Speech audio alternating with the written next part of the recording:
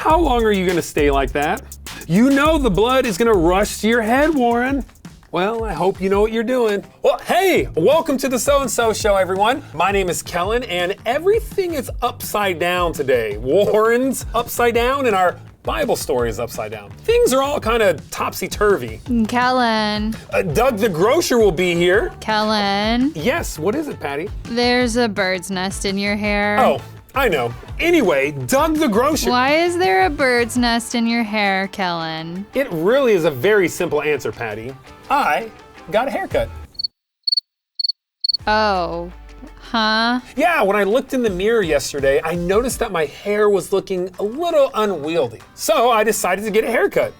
I went to my cousin, who's an ornithologist, and this is what she did to me. An ornithologist? Yeah, an ornithologist. She studies birds for a living. And I guess she thought my hair would be a great place for a bird's nest. Oh. Can I go on with the show? Yes. Good. One last question. Yes. Why did you go to an ornithologist for a haircut? Why not go to a barber? Well,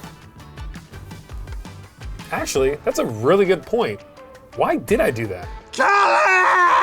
Yeah, Roger, you should not shout everything. Yes, I do! I'm drawn this way! Fine, but what do you want? Pizza!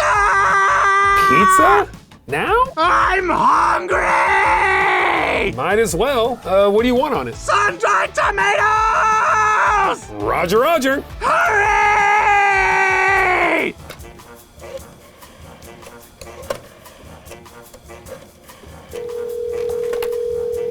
Roy's Plumbing, this is Roy. Yes, I would like one large pizza with sun-dried tomatoes, please. I think you have the wrong number. We don't have pizza. No pizza? What kind of plumbing business are you running? The kind that plumbs? Well, you just lost a customer, Roy. No pizza. Are you feeling okay, citizen? Oh, I'm fine, Lightning Phil. Why do you ask? You just sought to order a pizza pie from a plumber. That's true, but hey, that is true. That doesn't make any sense. Things are really upside down today. Oh no! Warren! We'll be right back.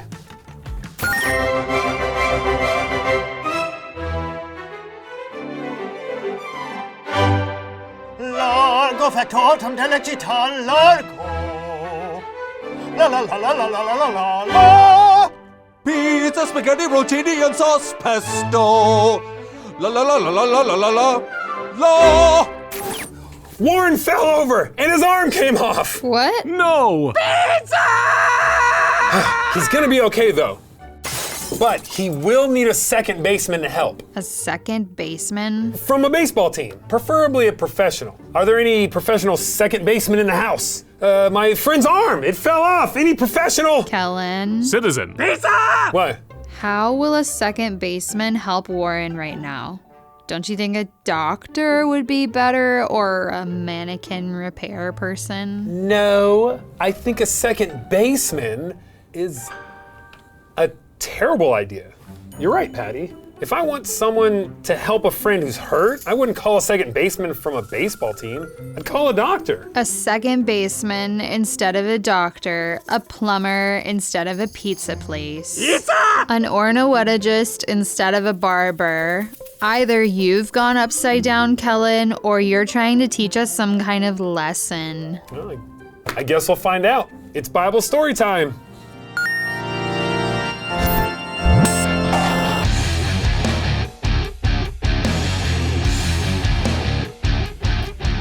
Whenever Jesus was around, people from all over came to see him. They wanted to hear the new things he was teaching, and they wanted to see the amazing miracles he could perform. Jesus could heal people of their sicknesses with just a touch. One day, Jesus entered the small city of Capernaum, and a commander in the Roman army came up to him. Hello!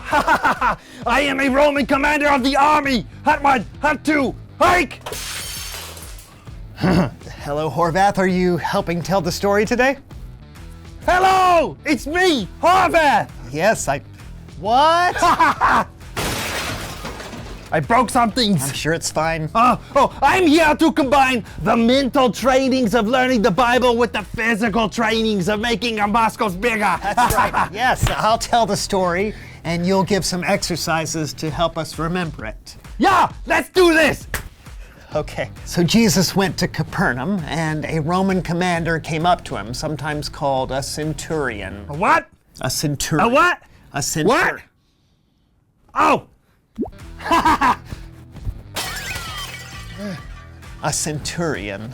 They were responsible for leading dozens of soldiers. Whoa, that's like 5. Yeah, the Roman commander asked Jesus for help. Lord, he said, my servant lies at home and can't move. He is suffering terribly. Now, this was a big deal. The Romans were in charge at that time, so to ask a Jewish teacher for help, the commander really had to humble himself. Oh, okay.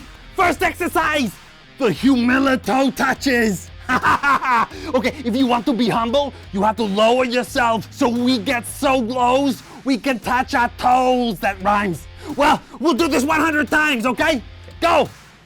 1. No, you do this. You be humble like me. yeah, okay. I'm really humble. Right. Okay, here we go.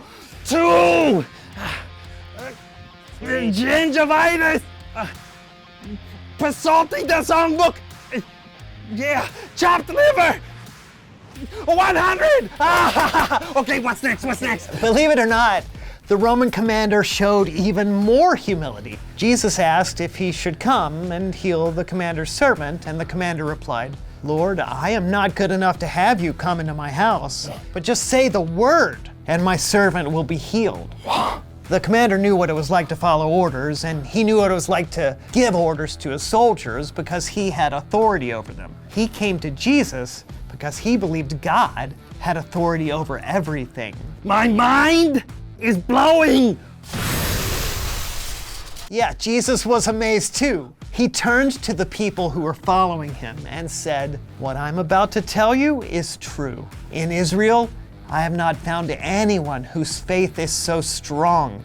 Jesus was amazed not because the Roman commander had power and influence, but because he had a strong faith. Oh, okay. Second exercise. The strong faith falls. Okay, we will take turns having faith by falling into each other's arms. Okay, we'll do this 1 million times. Okay, go. Wait, 1. Okay, okay, come on. Yeah, 65. Phosphorus. There we go. Topo Shisho. Okay, Latvia. Okay. Oh, 1 million. All right, what's next? Okay, after seeing the faith and humility of the Roman commander, Jesus did something amazing.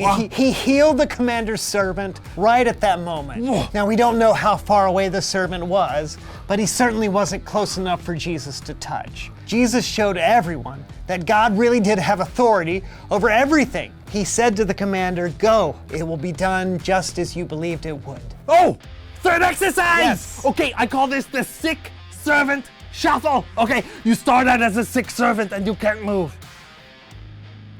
Then you are healed and shimmy and shake your arms up to the sky. Okay, we do this 4 times. Oh, 4? That doesn't seem like... Go.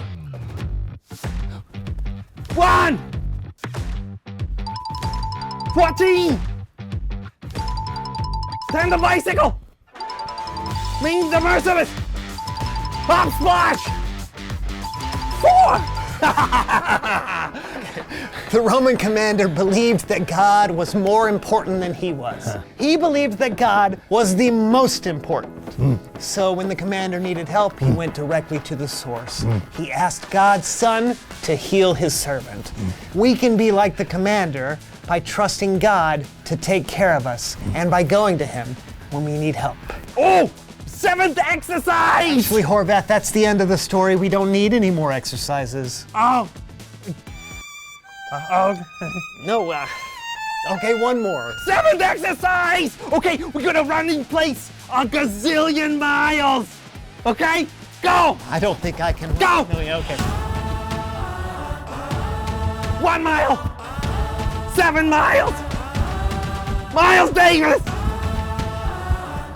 The Roman commander didn't consider himself too important to ask for help from Jesus. He showed a lot of humility. We shouldn't hesitate to ask for help from God either. Because think about it. Jesus healed the commander's servant just by thinking about it. He didn't even have to be in the same room with him. That is wild. I don't know about you, but sometimes I can forget how amazing God is. He created the whole universe. He's in charge of everything. So, when there's something we need, why don't we turn to God? Oh, I see. So when you need a haircut, you go to a barber. When you require a pizza, you would phone the Hall of Pizza. Right. And when you've got a problem that is too big for you to handle on your own, you should go to the right source. Ask God for help. He is the most important. Now, that's what I believe. Let's hear from you. Reveal the question. How do you show that God is important? Well, Jesus was so impressed when the Roman commander asked him for something big. So when you go to God, go with big faith because there's nothing too hard for him. You can show God that he's important by trusting that he's in control when things don't work out the way that you want or expect. I'm sure you have your own answers. So right now, why don't you talk about them together? How do you show that God is so important? Wow. So you've been teaching us this whole time, Kellen? I have. And you know, this bird's nest isn't even real anyways. And look, Warren's fine. Hi, buddy. So, that's it, everybody. The show's over. Remember to turn to God when you're in need because he's most important. Kellen! What is it, Roger? Still hungry! Sure, I got you covered. Ugh.